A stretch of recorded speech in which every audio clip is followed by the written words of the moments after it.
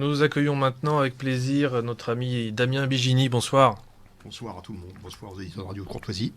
Merci d'être avec nous. Alors, vous êtes éditeur, responsable des éditions Certamen. C'est ça. Vous prononcez comme ça, Certamen? Je le prononce comme ça. Enfin, Thierry dit on va dire Cartamen. On va dire Cartamen, mais la prononciation scolaire française et la prononciation ecclésiastique. Chacun ses préférences. On va pas faire un débat là-dessus non plus ce soir. Et donc, vous avez une actualité éditoriale à nous signaler avec la parution d'un livre. Pouvez-vous nous en dire un petit peu plus? Le titre, l'auteur, de quoi s'agit-il, s'il vous plaît? Alors, c'est la parution prochaine, puisqu'il n'est pas encore sorti, il n'est pas encore revenu d'imprimeur. Quasiment. Ouais, quasiment, début septembre, en fait. D'un livre qui s'intitule Les anciens guerriers germaniques de la colonne Trajane aux sagas islandaises, qui est l'œuvre d'un universitaire allemand qui a fait sa carrière aux États-Unis, qui s'appelle Michael Paul Speidel. Spécialiste de l'armée romaine, épigraphiste, archéologue, évidemment dans l'étude de texte, l'étude textuelle. Et ce livre m'avait été avait été soumis à mon attention par le grand professeur Jan Le Boeck, donc spécialiste mondial de l'armée romaine. Pointure dans son domaine. Oui. Qui signe une préface. Qui a relu, mais surtout en fait c'était l'occasion de découvrir un homme absolument exquis, puisque jamais une seule fois il m'a nié son amitié, son soutien. Vraiment un grand monsieur, en plus d'être un grand savant. Et donc ce livre qui porte sur les anciens guerriers germaniques revisite de nombreux aspects de l'art de la guerre des Germains, avec plusieurs axes d'analyse, sous plusieurs angles. Alors il y a c'est pas une étude linéaire en fait, ou du moins c'est linéaire au sein de chaque chapitre, vu que l'auteur va prendre les différents aspects, que ce soit les archétypes guerriers, comme les guerriers animaux, les guerriers loups, les guerriers ours, les berserkers. Il va aussi examiner les formations ou les tactiques de combat, comme ce qu'il appelle lui le Schildburg, c'est-à-dire l'énorme formation mobile de boucliers, ou encore les techniques d'infanterie contre la cavalerie. Et à chaque fois, en fait, dans sa démarche, qui est une vraie démarche d'historien, et pas seulement d'historien militaire, il va reprendre les premières occurrences connues dans la littérature, dans les sources, qu'elles soient écrites ou sculptées, comme la colonne Trajane, justement, qui est le monument qui célèbre l'intervention de Trajan dans l'actuelle Roumanie contre les Daces, et où les auxiliaires germains ses auxiliaires germains et sa garde impériale germanique jouent un très grand rôle. Il va aussi examiner donc Tacite, évidemment, avec son livre sur les Germains, et puis toutes les sources utiles. Et ensuite, il compare ça avec donc l'état de la science, avec les découvertes archéologiques, que ce soit les restes d'armes, les restes de bijoux. Et puis, il met ça évidemment en relation, dans une sorte de cheminement temporel, la transformation donc, de ces archétypes ou de ces formations guerrières, avec l'art de la guerre germanique finale, celui des Scandinaves, qui est la dernière transformation de cette culture germanique, justement. Alors, la thèse principale, c'est qu'en fait, les Germains présentent un art de la guerre et une culture guerrière et un ethos guerrier qui est la dernière manifestation en période historique d'un héritage quasiment paléolithique, qui est présent chez les Grecs et chez les Romains encore à leur époque archaïque, mais qui disparaît. Et les Germains le font perdurer, et surtout le font, c'est la thèse de l'auteur, le font triompher de ce qu'on appelle la guerre rationnelle. Donc, Pardon, je vous interromps tout de suite, Damien Bigini, les Gaulois l'ont fait aussi, non? Alors, moins tardivement, évidemment, suite à la conquête romaine, mais...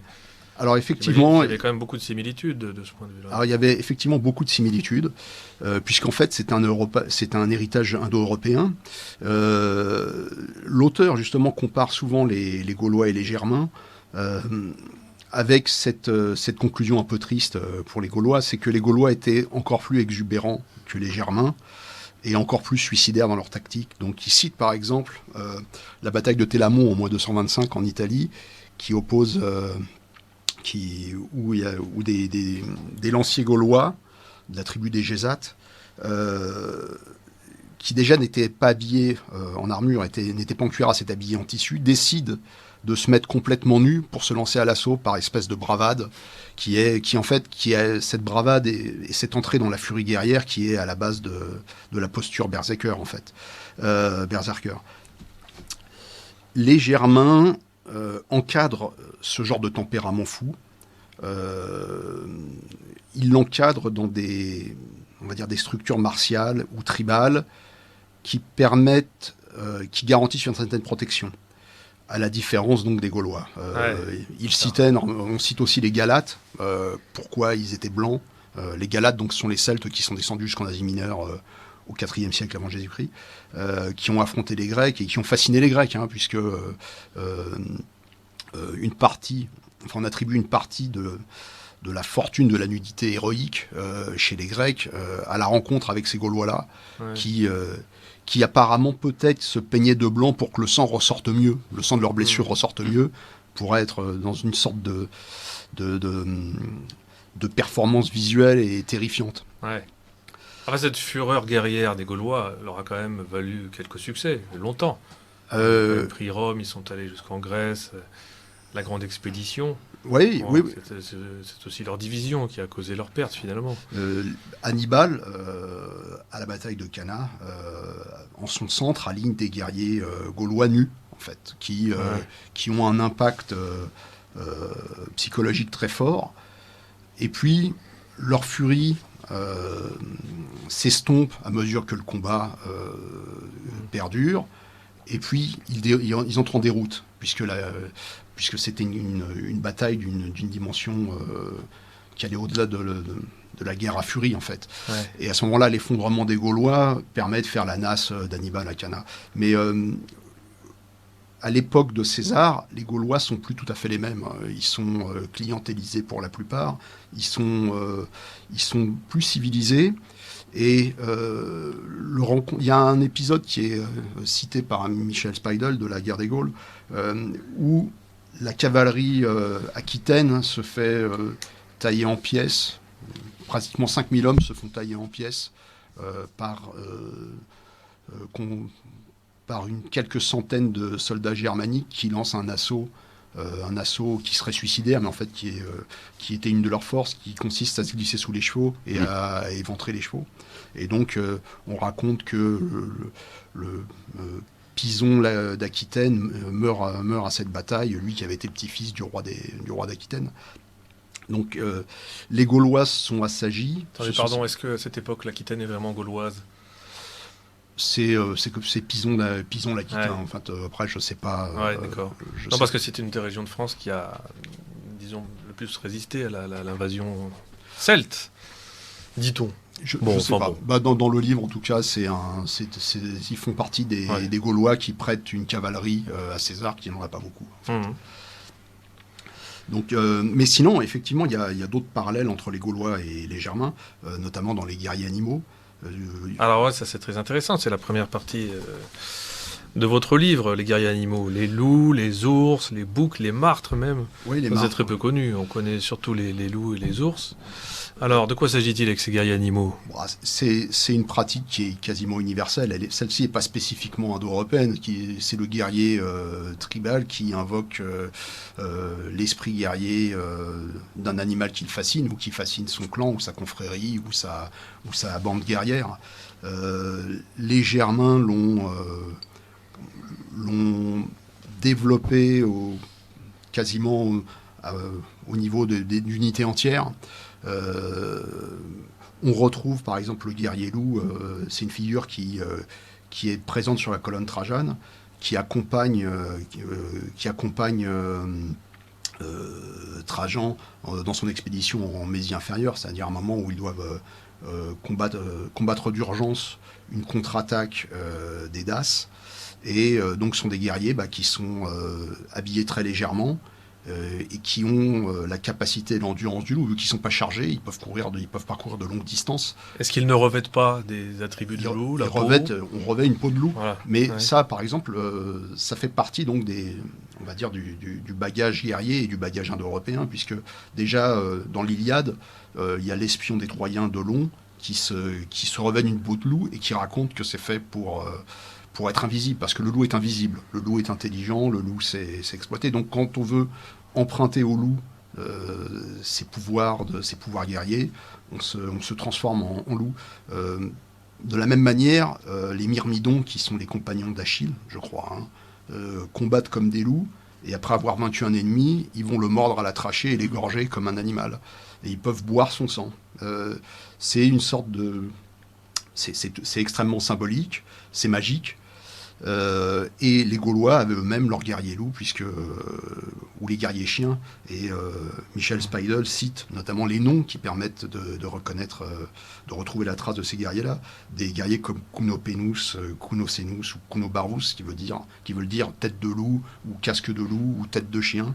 Donc il y avait les guerriers boucs. Pardon, on peut se demander, petite incise en passant, si le mythe et la légende du loup-garou ne viendrait pas de ce genre de manifestation guerrière, au plus loin. C'est effectivement évoqué. C'est à peine évoqué. Ça... Non, par exemple, c'est pas le thème de votre livre, mais en passant, d'après certains, pourrait y avoir une filiation. Une explication, en tout cas. Donc les Romains, dans leur armée primitive, avaient des guerriers loups, puisque les vélites, qui étaient l'infanterie légère, étaient jusque même à la fin de la période républicaine, étaient habillés en peau de loup. Il y avait... Ça, c'est plutôt un vestige, non ? À la fin, ils ont gardé la peau de loup, mais... C'est effectivement, ce sont des vestiges traditionnels de la guerre indo-européenne. C'est-à-dire qu'il y a une sorte de mémoire. Les Grecs eux-mêmes... Les Grecs eux-mêmes encadraient, qui avaient la formation hoplitique, qui est vraiment l'armée rationnelle républicaine, l'armée de la police. Ils encadraient leur jeunesse dans ce qu'on appelait les péripoloi, c'est-à-dire des formations de jeunes entre 16 et 18 ans qui étaient mis sur les frontières à faire des patrouilles de nuit en petits groupes, habillés en noir, voire peints en noir, qui était un archétype typique de la jeunesse indo-européenne. La crypteia des Spartiates, quand ils envoyaient leurs jeunes faire leur année d'exil, en leur demandant littéralement d'être comme des loups, ça a été mis sur place par leur fondateur quasiment, qui est Lycurgos, qui veut dire le loup travailleur. Donc ces reliquats-là ont été... on va même dire ces reliques du passé indo-européen ont été préservées dans les mentalités des grandes civilisations méditerranéennes, puis elles ont pris des formes symboliques ou des formes résiduelles. C'est-à-dire que chez les Romains, le porte-enseigne va avoir une peau de loup, ou une peau d'ours, ou une peau de lion. Et puis c'est ce qui va se passer ensuite chez les Germains, en Europe, en Gaule, quand ils vont plus ou moins oublier la racine païenne de cet héritage, et qui vont l'intégrer complètement dans leur nouvelle identité de francs chrétiens. Il y a une anecdote qui est intéressante, qui est chez Grégoire de Tours, dans l'Histoire des Francs. Il raconte que près de Verdun, dans une église, il y a un dénommé Ursion, avec son groupe de soldats, qui est cerné par l'armée du roi Childebert. Et Childebert fait mettre le feu à l'église, et donc Ursion, donc on reconnaît le radical du nom, ça vient d'Ursus, donc l'ours, qui est chrétien quand même, ce guerrier sort seul et combat comme une furie, même s'il est blessé, il ne ressent aucune blessure, il combat, il fait un massacre considérable, et puis tout d'un coup il s'effondre. Et on a exactement la même chose dans les sagas islandaises, ou même dans les sagas scandinaves, avant même qu'elles soient islandaises, avec l'image de l'intervention de ces guerriers ours. Par exemple, dans la saga de Rolf le Kraki, il y a un guerrier ours qui s'appelle Bodvar Bjarki. Donc pareil, le radical Bjarn, c'est celui de l'ours, qui fait partie donc de la bande guerrière qui entoure son roi. Son roi entre en action, enfin, entre en guerre, entre en bataille, et Bodvar Bjarki, lui, s'endort. Et par contre, la saga raconte qu'autour du roi, il y a un ours gigantesque qui combat. Puis, l'ours disparaît et Bodvar Bjarki intervient à son tour et il combat comme un ours. C'est-à-dire qu'en fait, Grégoire de Tours, lui, raconte un ours franc sans l'aspect magique, sans l'aspect mythologique, Ouais. que les sagas continuent d'inscrire dans l'histoire même des guerres scandinaves. Ouais. Et on comprend quelle est la réalité d'un guerrier ours, on va dire, ou d'un guerrier qui combat d'une manière féroce en époque historique et chrétienne, et on comprend à quelle réalité ça correspond dans le format littéraire de la saga, en fait. Ce qui veut dire que, d'une certaine manière, le guerrier Ursion a quand même préservé son héritage guerrier traditionnel de Franc, et peu à peu, il va le dépaganiser, il va perdre le rapport au mythe, mais c'est ce qui va donner peut-être l'attitude martiale qu'on a dans la chevalerie, le panache de la chevalerie ou de la guerre aristocratique, en fait, puisque comme dit Speidel, la guerre germanique, c'est la victoire du soldat c'est la victoire du guerrier sur le soldat. Et la guerre du guerrier, c'est des guerres de petite dimension avec des petits groupes de soldats très, très capables de prouesse, à la différence des guerres rationnelles de grande formation. Donc le Moyen-Âge, c'est à partir de... C'est la guerre du guerrier qui continue, c'est l'éthos guerrier qui continue. Et d'après l'auteur, en fait, c'est vraiment le signe de la victoire de la guerre à la germanique par rapport à la guerre civilisée des Romains ou des Grecs. Ouais. Il y a un autre exemple qui est assez intéressant, c'est que cite Michael Speidel, c'est ce qu'on appelle la plaque de Grésin, qui est une plaque de céramique, peut-être utilisée sur un sarcophage d'époque franque, où on voit un soldat en armes qui tient une lance, une épée, et qui sur son pouce tient son bouclier. Et ce soldat, il est auréolé, et sur son front, il porte la croix monogrammatique, c'est-à-dire la croix qui est la version, on va dire, latinisée du Chi-Rho, et il porte l'alpha et l'oméga. Donc en fait, ce soldat, c'est le Christ, et il piétine un serpent. Et en même temps, au niveau de l'iconographie, l'auteur Franc lui a donné le type iconographique de la danse en armes, qui est en fait un type iconographique qui est caractéristique d'Odin, puisque le guerrier en armes, c'est celui qui va devant l'armée, qui va exalter avec une danse guerrière virtuose, qui va exalter ou galvaniser le reste des troupes. Et donc, ce qui fait que vous avez, là encore, on voit les Germains qui christianisent leur ethos, et ce qui fait que dans certains textes, notamment chez les Scandinaves, on peut lire que le Christ est le berserker du roi, de Dieu, et les apôtres sont les 12 berserkers du Christ. C'est-à-dire qu'il y a vraiment une acculturation et une christianisation de l'éthos guerrier germanique. Ouais. Intéressant, merci Damien Bigini. Tu as des messages auditeurs, Marie-Astrid ?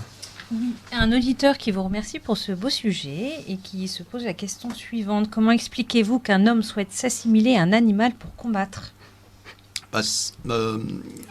C'est pour réussir à s'emparer de capacités qui ne sont pas humaines. C'est-à-dire que l'endurance du loup, la force de l'ours ne sont hors de portée d'un individu humain. Donc le guerrier qui a observé, à la base, le guerrier paléolithique ou le guerrier de l'âge de bronze qui vit entouré d'animaux sauvages, qui connaît leurs forces et leurs dangers, essaye d'emprunter leurs vertus. Il y a un exemple qui est intéressant que cite Michael Speidel. Il cite le cas des guerriers boucs qui accompagnent Constantin dans la conquête de l'Italie. Donc Constantin qui sur son arc de triomphe, il y a une représentation du siège de Vérone, et en fait ceux qui montent la charge, ce sont les guerriers boucs germaniques.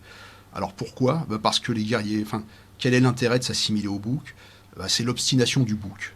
Le fait que le bouc ne renonce jamais dans son élan et tant qu'il pourra combattre, va s'entêter dans le combat. Probablement qu'il y avait des confréries qui s'inspiraient des animaux de manière magique au début, puis symbolique avec le passage du temps, et puis à la fin, sans même ne plus pouvoir identifier le lien à l'animal au-delà de la simple image. Ouais. Une autre question, quand vous parlez des Germains, parlez-vous des Germanies du temps de César et qui étaient certainement des celtophones d'outre-Rhin, ou bien évoquez-vous des Germains de l'époque des invasions et qui étaient de langue proto-germanique? Je crois que le terme germain ne désigne pas les mêmes peuples selon les différentes périodes de l'Antiquité. Alors pour l'auteur, les Germains, ce sont ceux qui vivent en général au-delà du Rhin, y compris les Bataves, et puis jusqu'à la Germania Major, c'est-à-dire les peuples les plus éloignés, ceux des bords de la Baltique, ceux puisque en fait, on va dire que le consensus, c'est quand même d'admettre les dénominations qui viennent de Tacite, qui fait sa grande somme sur les Germains en se basant sur les témoignages des marchands qui remontent jusque dans les forêts. Et donc on apprend un nombre de choses phénoménales de Tacite, qui pourtant ne s'est pas déplacé, mais on apprend des choses qui en vérité sont presque invérifiables, puisque ce sont des simples noms qui sont romanisés. Ce sont des idées on sait que la tribu des Usipètes vénère Castor et Pollux loin dans ses forêts. On spécule, on essaye de trouver ce qu'on peut derrière ces quelques mots et derrière ce que la terre recrache de temps à autre. Néanmoins, pour l'auteur, les Germains, ce sont les gens de culture, de religion germanique, donc qui n'est pas celte, et qui parlent des langues germaniques. Bien, et un petit mot, mais rapidement si vous le voulez bien, sur les guerriers martres, après les loups, les ours et les boucs. Alors, les guerriers martres, c'est cette affaire. C'est une coquetterie, je pense. Non, en fait, c'est que la martre est un animal extrêmement sauvage, extrêmement brutal, qui devait fasciner les chasseurs des forêts. Animal tueur, il tue autant qu'il peut. Qui tue énormément, qui tue des victimes qui font plusieurs fois sa taille sans aucun problème. Et je pense que cette sauvagerie devait fasciner. Et donc, l'existence des guerriers martres, elle tient probablement à pas grand-chose, si ce n'est qu'on a trouvé, par exemple, de mémoire, parce que j'ai pas relu le chapitre, on a trouvé un casque romain de réemploi, parce que les Germains faisaient beaucoup de réemploi, surtout au début de leur rencontre avec les Romains, un casque romain sur lequel était assemblé un squelette de martre et de la peau de martre.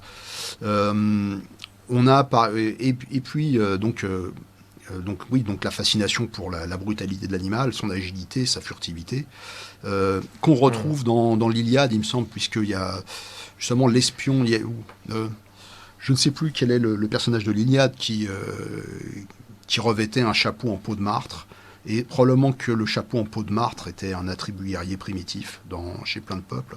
Je crois, puisque la galéa, même chez les Romains primitifs, c'est un couvre-chef en peau de martre, qui était un couvre-chef martial. Bon, très bien. Merci. Et quelques mots, il va falloir que nous accélérions le pas. Si vous voulez bien, quelques mots sur ces guerriers berserkers. De quoi s'agit-il? C'est un mot qui est connu par les amateurs de jeux vidéo, mais dites-nous en plus. Alors, le guerrier berserker, en fait, c'est très complexe, parce que le mot évolue énormément à travers les âges. Puisqu'il y a le berserker des sagas islandaises, qui est un guerrier prodigieux, qui peut mâcher des braises, qui mord son bouclier, qui est insensible aux lames. Et puis, à rebours, Speidel identifie les racines du berserker, qui est aussi compris comme le guerrier ours. En fait, à rebours, il revient, c'est sur le guerrier dénudé, et c'est une des caractéristiques, c'est vraiment peut-être la plus grande caractéristique de la guerre indo-européenne, qui est le mépris de l'armure, c'est-à-dire non pas des guerriers légèrement armés, mais des guerriers qui, par défi, par bravade, vont se défaire de leur armure et l'acheter au sol. Et donc le berserker, c'est le guerrier qui, parce qu'il est dans une furie telle, décide de se défaire de toute protection, de n'avoir qu'un armement offensif et d'entrer justement dans une furie guerrière qui le rend invulnérable. Ouais. Il n'est pas dans une sorte de transe et la furie te touche quasiment à la folie et décuple ses capacités c'est ce que humaines habituelles. Michael Spidell emploie le terme de furie et parfois de folie. Il n'emploie pas de la transe, mais bon, peut-être que c'est une question de vocabulaire, de terminologie. Peut-être que cette folie est atteinte par une mise en transe. Probablement. Ça devait être quelque chose à voir tout de même. Sans aucun doute, mais pour ma part, je suis content que ce genre de sauvagerie n'existe plus, qu'on soit sorti. Hein. On y revient petit à petit, vous savez, à la sauvagerie. Hein. On aura peut-être besoin de berserkers dans notre camp un jour. Hein. Bon, alors il nous reste quelques minutes à peine. Il va falloir synthétiser, si vous le voulez bien. Nous n'avons abordé que le début du livre, là, en fait. Mais synthétiser un petit peu, si vous voulez bien, sans tout dévoiler, évidemment. Il faudra que les auteurs intéressés acquièrent l'ouvrage. Des caractéristiques de ces guerriers germaniques anciens. C'est pas la structure du livre, en fait. La structure du livre va explorer plusieurs aspects. Ce qui émerge, ce que l'on va comprendre, en fait, de la lecture du livre, c'est vraiment l'éthos guerrier du Germain, en fait, qui est de l'héroïsme pur, le dédain pour la mort, la fidélité tribale ou la fidélité à la structure martiale. Il y a une des composantes aussi qui a beaucoup plu justement aux Romains, qui était, donc en plus de leur persévérance, qui était la fidélité absolue au chef. Et l'histoire romaine est pleine de ces gardes germains qui ou se suicident ou massacrent tout le monde quand leur empereur a été tué ou quand il meurt au combat. Julien l'Apostat, quand il meurt en Mésopotamie à la bataille, j'ai oublié le nom, on dit qu'il meurt parce qu'il était parti au combat sans armure. Alors est-ce qu'il était parti au combat sans armure parce qu'il n'a pas eu le temps de la passer, ou est-ce que c'est parce que, entouré de ces gardes germaniques, il avait voulu combattre comme eux sans armure. Donc il trépasse et il y a une scène de désespoir de sa garde personnelle qui se rend au combat de manière suicidaire jusqu'au dernier. Donc oui, c'est ça, donc la fidélité, l'entêtement, le mépris pour le calcul. Ce qui a contraint même les Romains à faire de même, parce que les officiers romains, pour donner du courage à leurs troupes, ont commencé par ne plus porter le casque, par exemple. L'idée qu'il faille se défaire de la protection pour montrer le courage, c'est pas... il y a une sorte de... C'est psychologiquement rationnel, et les Germains étaient l'expression maximale de ce type de mentalité. Très bien. Bon, mais écoutez, merci beaucoup. Je suppose que vous avez mis l'eau à la bouche de nos auditeurs, Damien Bigini, en évoquant le thème de ce livre, Les anciens guerriers germaniques de Michel Spidell aux éditions donc Certamen, qui paraît incessamment et que vous pourrez vous procurer dans les bonnes librairies. Ouais, les meilleures. La librairie française au hasard. Et puis, tiens, il complétera bien le livre de Jean-François Chemin que j'avais reçu dans la précédente séance sur la guerre juste, qui traite donc de la conception de la guerre dans l'Antiquité romaine, chez les Romains. Et puis, au-delà de la notion de guerre juste, beaucoup d'informations. Jusqu'à Augustin. Voilà, de la période magique jusqu'à Augustin, en passant par la religion philosophie grecque, romaine puis et la romaine. philosophie. Ouais. Avec une préface de Yann Le Bohec, tiens, comme le vôtre, dans les deux. Et en même temps aussi montrer comment la guerre, chez les Romains, ne pouvait être que juste. Ouais. Et était encadrée de rites religieux.